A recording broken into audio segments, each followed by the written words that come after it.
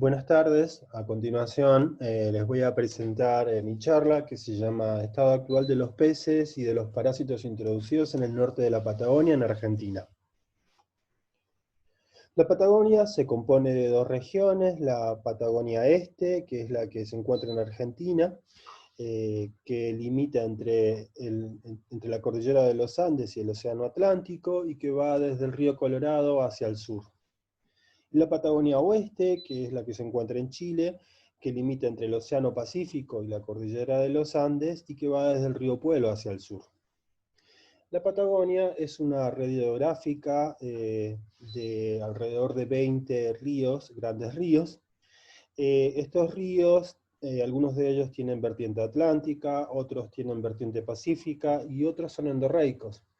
En particular, en la Patagonia Argentina encontramos los tres tipos de ríos. Acá en estas imágenes podemos ver cómo lucen los ambientes de Patagonia. Generalmente son una serie de lagos encadenados, hay ríos, todos ellos son prístinos. La fauna de peces de la Patagonia es poco diversa, se registran alrededor de 30 especies, y hay algunas de ellas que son particularmente importantes, porque son especialmente abundantes y porque tienen una gran distribución. Entre ellas, por ejemplo, tenemos al puyen chico, Galaxias maculatus. El puyen chico es una especie de pez presa para el resto de los peces. Se caracteriza por tener poblaciones, algunas migradoras que van hacia el mar y otras poblaciones que son encerradas. También tenemos al pejerrey patagónico, Ontes tejacheri, y tenemos a Percistis trucha, las percas, también como pez piscívoro. A esta fauna de peces nativos también se le han sumado una serie de peces introducidos con distinto origen. Por ejemplo, tenemos las carpas, tenemos las mojarras, tenemos a Oligosarcus jeninsi, el dientudo, tenemos a coridoras, tenemos varias especies de salmónidos, tenemos al pejerrey bonaerense y a las madrecitas. Hay varios factores que se sabe que afectan a las poblaciones de peces acá en Patagonia. Por ejemplo, tenemos fenómenos como el cambio climático, el aumento de la radiación UV, la fragmentación de hábitat, la urbanización y la contaminación. Hay introducción de peces, el cultivo de peces y los escapes de la industria, la introducción de parásitos y sus enfermedades, entre otros. En particular, para el cambio climático, tenemos que el aumento de la temperatura es uno de los principales factores que se evidencian de este cambio climático, y en este sentido vemos que las poblaciones silvestres de la trucha arcoíris, que es una trucha introducida, han mostrado un abandono de las zonas menos profundas, las zonas litorales de los lagos, para ubicarse hacia zonas más profundas de los lagos. Por otro lado, en los embalses, en donde se desarrolla la industria del cultivo de peces más importante del país, ahí vemos que los salmónidos no son capaces de reproducirse en esos ambientes. Y esto se debe a que las altas temperaturas afectan la reproducción. Básicamente hay una disminución en la ovulación y hay atresia, por ejemplo. Por lo tanto, la industria ha recurrido a incubar a sus peces en zonas más frías, en zonas cordilleranas más frías. Este panorama nos hace ver que es posible que en el futuro las poblaciones de los salmónidos se vayan retrayendo hacia el sur de la Patagonia.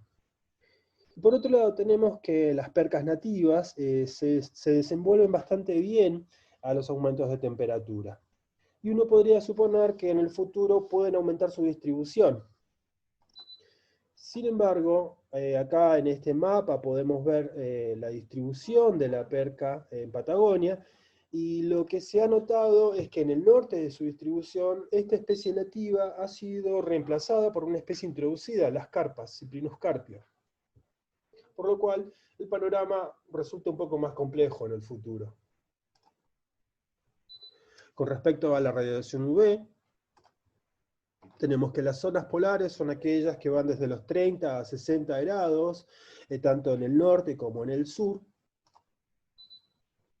En este gráfico podemos ver la latitud y podemos ver en gris cómo está resaltada las zonas las zonas templadas, perdón. En particular, acá vemos a Patagonia. En este gráfico vemos dos curvas, la variación de dos curvas a lo largo del año, que son tanto la radiación como la temperatura en función de la latitud. Y podemos notar cómo ambos parámetros varían fuertemente a lo largo del año en las zonas templadas, en particular en Patagonia. Los efectos antrópicos y el cambio climático han hecho que ambos factores varíen muy fuertemente en los últimos años. Y en particular, la radiación se sabe que tiene efectos negativos sobre las poblaciones, porque tiene un efecto mutagénico que impide el crecimiento y que altera también el comportamiento de los organismos, haciendo que se ubiquen en zonas diferentes y que se alimenten en lugares distintos.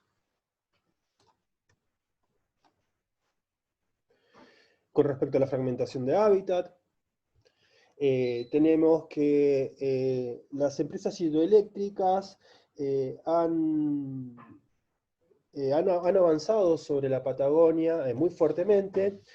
Por ejemplo, del lado chileno, se calcula que alrededor de 60 de estas empresas se han ubicado en el país.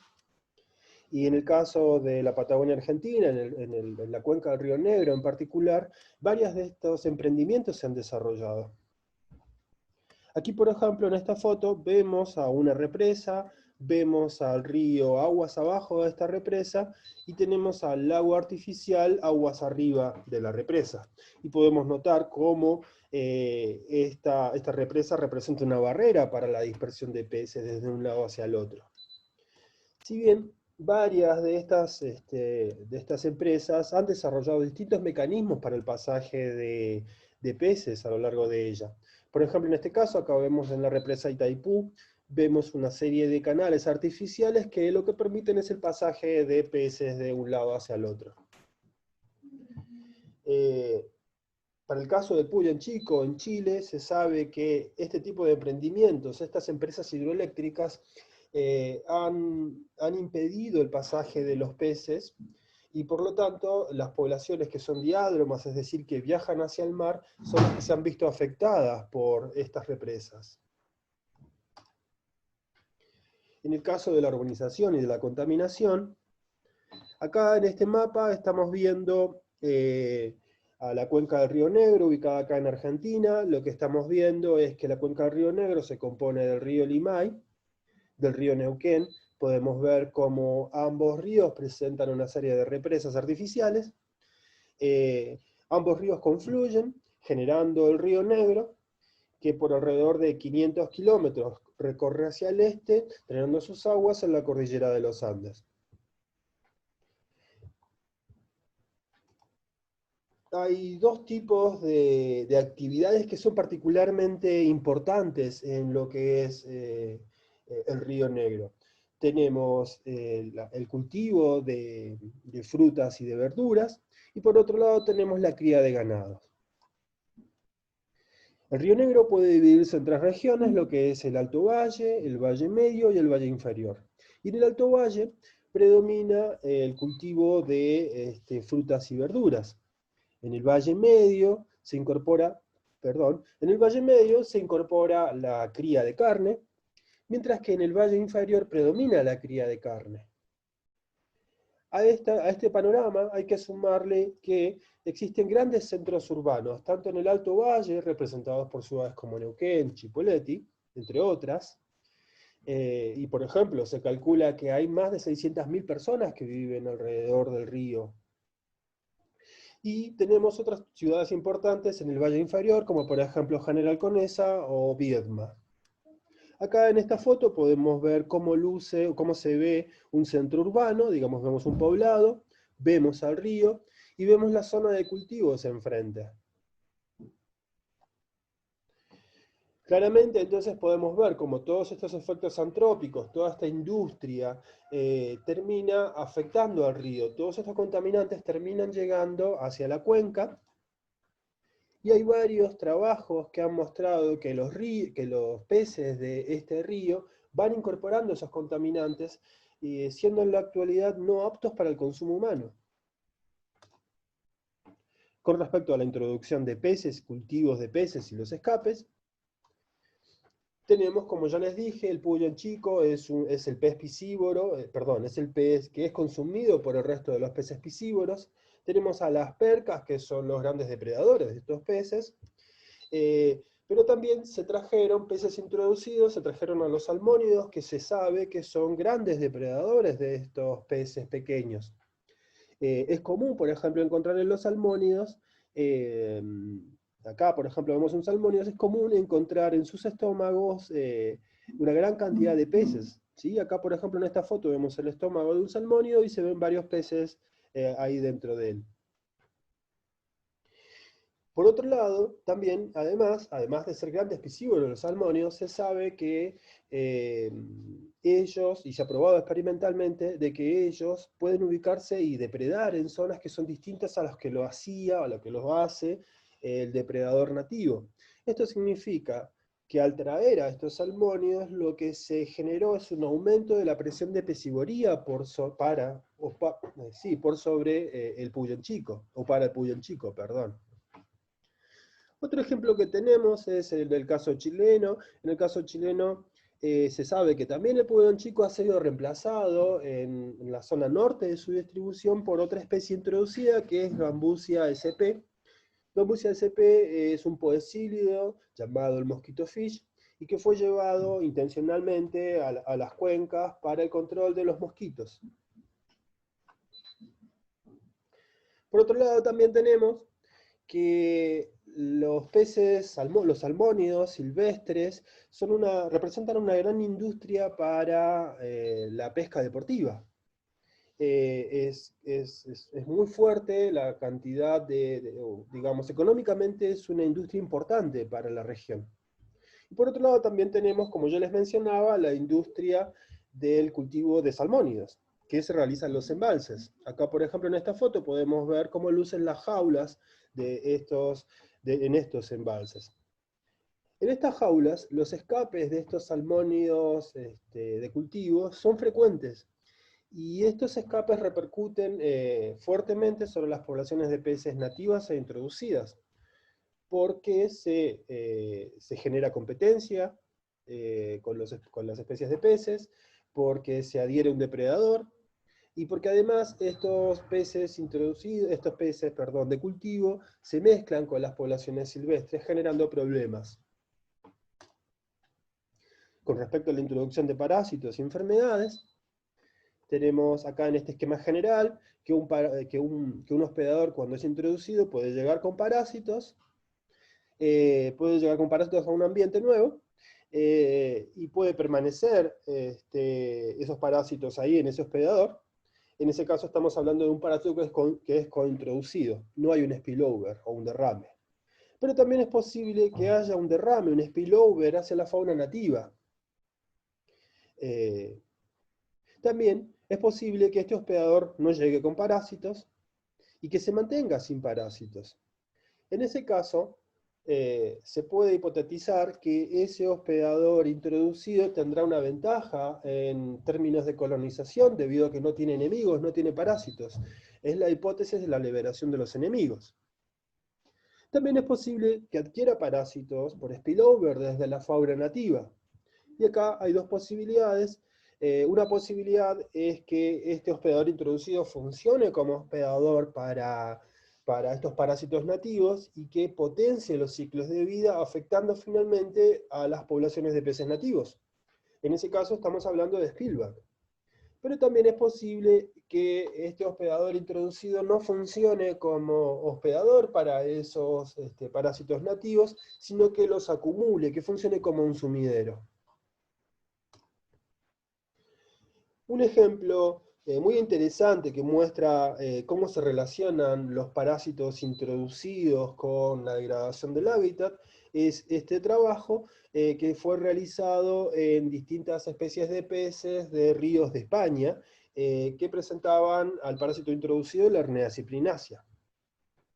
En este trabajo se mostró que había una fuerte relación entre distintos factores ambientales y factores biológicos que ayudaban a explicar la presencia del parásito Lernaea ciprinácea.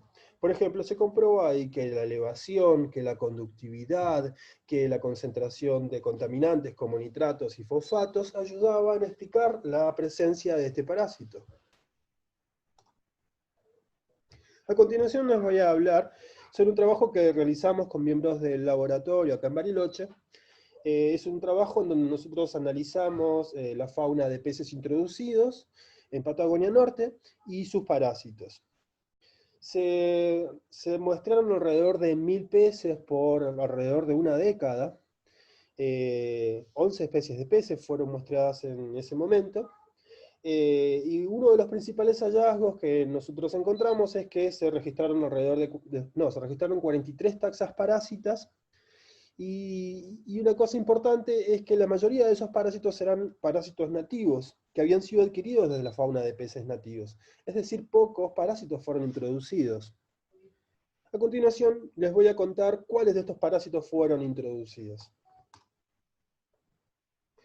En el caso de los salmónidos, estos peces fueron traídos intencionalmente desde el hemisferio norte, fueron traídos como ovas, por lo tanto no introdujeron parásitos. Fueron introducidos a principios del siglo XX. En los salmónidos se registró a Dibotrocephalus latus. Los primeros registros de Dibotrocephalus latus corresponden a los años 50 en salmónidos de la región.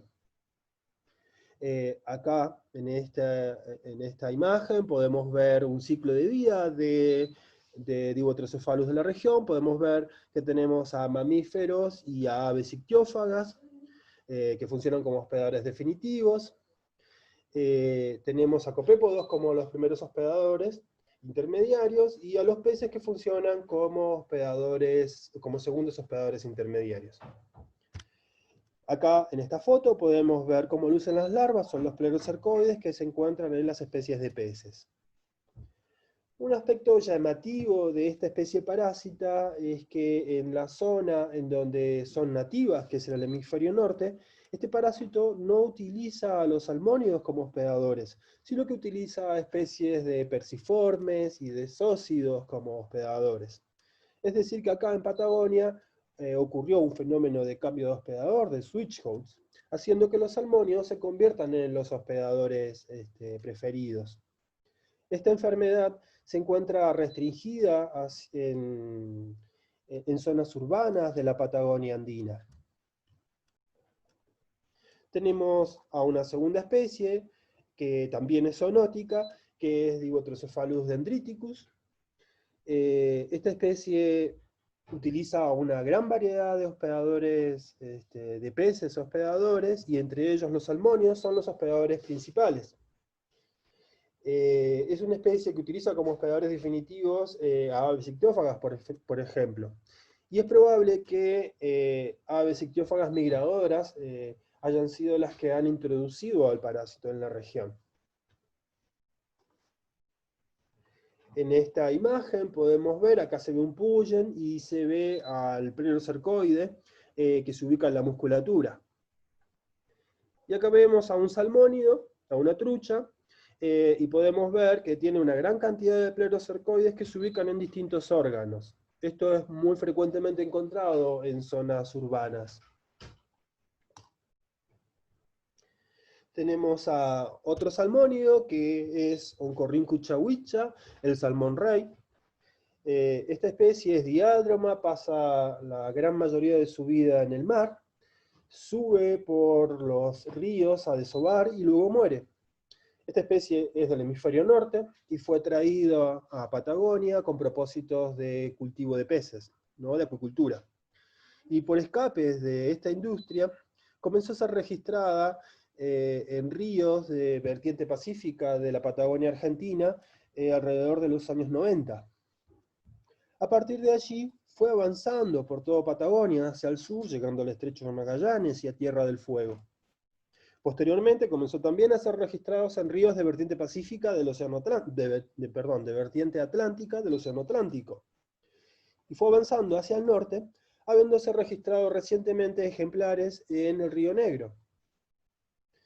En esta especie de pez, nosotros hemos registrado a larvas aplerocercoides de Hepatoxylon, que es un cestode marino. Este cestode marino utiliza diversas especies de peces del mundo, también utiliza condrictios como hospedadores. Acá en esta imagen podemos ver cómo estos son los órganos del pez y ahí se ve la larva. Con respecto a Cyprinus carpio, las carpas, estas fueron traídas del hemisferio norte intencionalmente con propósitos de ornamentación, fueron llevadas al centro del país, permanecieron ahí hasta los años 70, en donde comenzó una gran expansión en su distribución en el país. En los años 80 fueron registrados por primera vez en el río Colorado, y entre los años 90 y principios del 2000 se registraron ejemplares en el Río Negro, tanto en el Valle Medio como en el Valle Inferior. A partir de allí, el pez rápidamente comenzó a avanzar por la cuenca, y en la actualidad avanzó por todo lo que es el río Neuquén, y se encuentra aguas abajo en el río Limay, retenidos por una represa que es la represa de Arroyito.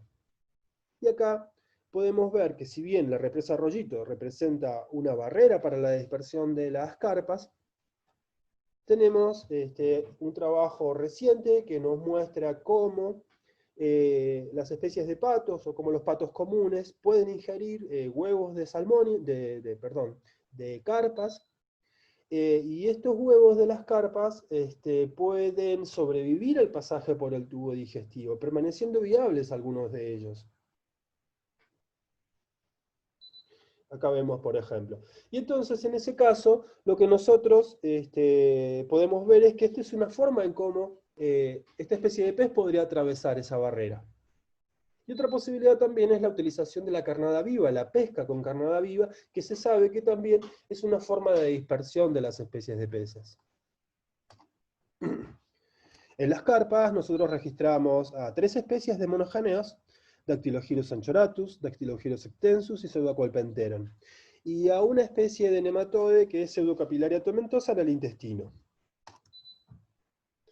Tenemos 13 especies que tienen un origen similar. Son 13 especies de peces que parece que han llegado a la cuenca del Río Negro o por acuarismo o por pesca con carnada. Estamos hablando de las madrecitas Nesterodon maculatus, de las mojarras Cheirodon interruptus y de la tachuela Corioras palliatus. Ambas vienen de la subregión brasílica, son especies de origen paranoplatense. Las madrecitas fueron registradas por primera vez en la cuenca en los años 60, mientras que las mojarras y las tachuelas en los años 90. En el caso de las madrecitas, registramos 3 especies de monogeneos, Gyrodactylus desenmaculati, Gyrodactylus breviradix y Gyrodactylus sp. En el caso de las mojarras, registramos también 3 especies de monogeneos, una especie de Gyrodactylus distinta a la especie de las madrecitas, a Caracitesium sp y a Diapharocleidus sp.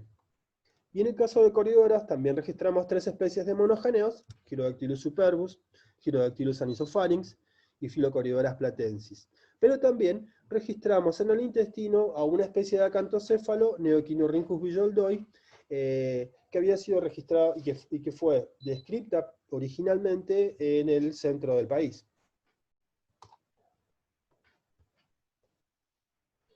En el caso de la mojarra Cheirodon interruptus, esta especie ha sido registrada más hacia el sur, en particular en el arroyo Valcheta en la meseta de Somoncura. En este lugar nosotros tenemos a una especie que es particularmente importante, que es la mojarra desnuda Gymnocaracinus bergi. Esta especie es particularmente importante porque es una especie microendémica, es una especie que solo vive en ese lugar, en ese arroyo. Acá vemos cómo luce el arroyo, podemos ver que es un arroyo muy pequeño, es un arroyo que tiene ciertas condiciones muy peculiares, por ejemplo, es un arroyo que tiene aguas termales en sus cabeceras, y es en esas zonas en donde vive la mojarra desnuda. Hace unos años fueron registrados por primera vez ejemplares de esta mojarra invasora, y esto representa una amenaza para la mojarra nativa, debido a que o puede competir, pero también puede transmitir sus enfermedades y sus parásitos. En el caso del pejerrey bonaerense, esta especie probablemente fue introducida como ova a la región al norte de la Patagonia, por lo tanto, no debe haber introducido parásitos. Perdón, y no registramos parásitos introducidos. Y acá tenemos a dos especies invasoras. Las llamamos dos especies invasoras porque, además de venir con una especie de pez introducida, son especies que pueden infectar y saltar hacia la fauna de peces nativas, produciendo fuertes efectos sobre ellas. Además, son dos especies que son cosmopolitas y que infectan a una gran variedad de especies de peces e incluso a otros hospedadores. Estamos hablando del Copepodo Lernaea cyprinacia y del Cestode Schizocotila chelognati. En el caso de la Lernaea cyprinacia, tenemos que los primeros registros en la cuenca del Río Negro probablemente son de los años 90.